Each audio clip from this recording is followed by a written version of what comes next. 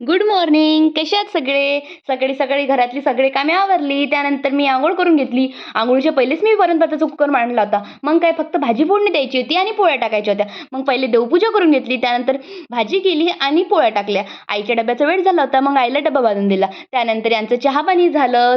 मग यांना पण शेतात जायचं होतं. मग यांना पण डबा बांधून दिला. म्हणजे टेन्शन नाही राहत. मग माझेच कामं होते. मग मी पटकन गॅसवर आवरला, भांडे घासले, डबल एक फेर झाडझूड केली. त्यानंतर मी जेवण केलं. पहिले देवाला उपहार केला, नंतर मी जेवण केलं. दुपारी हे शेतातून आले. मग यांचं चहा-पाणी केलं. यांनी सर्वांनी अंघोळ्या केल्या आणि यांना बाहेरगावी जायचं होतं काही कामानिमित्त. मग सगळेच जण निघून गेले.